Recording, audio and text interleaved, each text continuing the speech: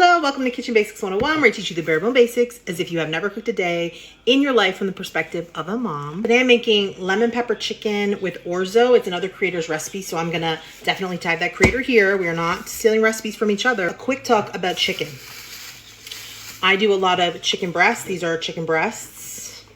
And this recipe, we're gonna use chicken thighs. Now people have asked me like, how do you buy meat? Where do you buy meat? How do you choose meat? I'm gonna get a lot of different opinions on this. Me personally, I don't like vacuum sealed meat. I feel like it's like slimy no matter how fresh it is. I just don't like when they vacuum seal meat, even though I'm sure that is like a fresher way to keep it fresh. I prefer like a refrigerated pack like this. The breast and the thigh has more fat and therefore is considered more tender, more flavor. So for this application, we're gonna use it. 99% of the time I cook breasts though. I think it's just easier, although they have a tendency to dry out. So that's a real risk. A lot of people ask me why I didn't rinse the meat. I'm gonna be honest, for pretty much my whole life, I've always rinsed the meat, but I did some research after TikTok roasted me for rinsing the meat, and they're actually right. All it really does is spread bacteria. We're gonna cook this meat. So spreading a little water on it is certainly not going to change whether it has bacteria or not, but definitely cooking it will make the difference. Most foodborne illnesses is actually from salad, bagged salad or unwashed veggies, because you don't cook them. So the original recipe called for 4 thighs and I have 6 here, but let's be honest, I'm not gonna save those other 2 thighs for anything. So what I'm gonna do is just probably bump up the Orzo and bump up the chicken stock, but recipes like this are very forgiving. So step 1, I'm gonna sprinkle liberally with lemon pepper seasoning. I'm doing it in the pan, but I'm gonna scoop all this up onto the chicken. You're gonna wanna do both sides. So I'm just going to roll the chicken around in this pan and scoop up all those seasonings and flip them over so I can season the other side. But we don't want too much of the seasoning just laying on the bottom of the pan here. So I'm just gonna scoop it all up. Now every single seasoning blend is different. I've said this before. So different brands have different ratios. This one has a good amount of salt, so I'm not going to add any salt to this dish. But you need to check your seasoning blend and see if there's salt in it. Okay, liberally seasoning the other side. Yum. I set the chicken aside on a paper towel and I'm gonna go get this pan scorching hot and add some oil. Put the chicken in away from ourselves. So if the oil splashes, it splashes on you guys and not on me. I don't think it matters which side, but I'm gonna do them all one side down and then I will flip them so I know who's flipped and who's not flipped. Get my oil over here. My oven is not perfectly, or my stove is not perfectly level. You want to make sure you use a big pan for this so that you have plenty of room. If we want to get a nice sear, we're not trying to steam. This is I think a 12 or a 10-inch frying pan. And lock in over here. If it's popping, back up from it, right? Okay, this is what we're looking for. We want a little crust. We could go even a little further than this, crust-wise. Hard to tell on camera. I'm gonna flip them over.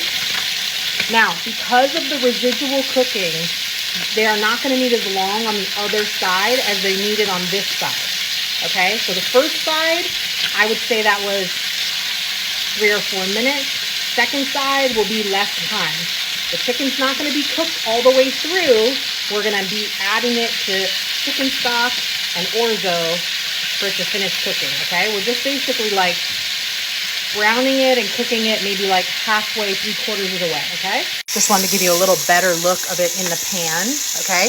Now see how we have all these like little burnt bits and oil that's at the bottom of the pan? This is incredible flavor that we have developed. So when we put the chicken stock in here to deglaze and the Orzo, we're just gonna pick all these flavors up so nothing gets lost. That's why this type of cooking is so incredibly flavorful. Remember, you can always add seasoning, but you can't take it away. So if you go like too ham crazy, right, you want to season significantly because you're going to be, this has to season the pasta and everything else. But if you go too ham crazy, you can't back out of it, right? So don't get too ham crazy. We're going to take the chicken out. We're going to lower the heat and we're going to deglaze That's what this term is called, deglaze the pan with chicken stock. All that means is we're gonna put liquid in here and we're gonna scrape up all these bits because they have incredible flavor, okay? And we're going to create like a sauce out of it that we're a couple cloves of garlic in here. But you need to have your stock ready because this garlic, especially if you use the frozen garlic that I use, which I freaking love. If they want to send me some, I'd love them. It's minced so finely, it's basically like grated, it cooks up super fast and it's gonna sputter all over. So we're gonna put a couple cloves. Each one of these little blocks is a clove. So let's go like 4, 5. We're making pasta, so okay. And we're just going to toss that around in the pan for a minute till they break up, but do not burn this, okay? But don't do it for very long. It's fragrant, so now I'm gonna add the chicken stock. This is 4 cups in here. The recipe calls for 2 cups, so we're gonna eyeball that. I'm also gonna get a wooden spoon to scrape up the bits here. Gonna maybe use a little more because I told you I have a couple extra chickens. Do 3 cups because, like I said, I have 2 extra chicken thighs, and so I poured off a cup of this to see how good my eyeball was. My eyeball was pretty good. I was about a 1/4 cup off on the chicken stock. So like I said, the original recipe was 2 cups. I'm using 3 cups. Now deglazing, like I said, we're just using a wooden spoon to scrape all those delicious bits that we created off the bottom, incorporate them into the sauce. We're gonna bring this up to a simmer. We're gonna add the orzo. The original recipe calls for 1.5 cups of orzo. So I'm just gonna measure out of the box to see. This is a 16-ounce box. So that is 1.5 cups. I used extra liquid like I told you. So I'm gonna add another, I'm gonna add it all. We can always add more chicken stock if we need it. Like, whoever said there was too much pasta? It's impossible. All right, now we're gonna add our mostly cooked chicken thighs back into this. Chicken thighs going back in. And when you add the meat back in, whatever plate you put it on, don't forget to pour in those juices. Whatever juices it gave off is so much flavor. Make sure you add it back in, okay? Now let's go hunt up a cover for this. Most 12-inch skillets don't have lids. I bought this universal lid from Amazon. I have it linked in my store. Let's see if it fits. Voila, it fits. Okay, you're gonna turn the heat down to low.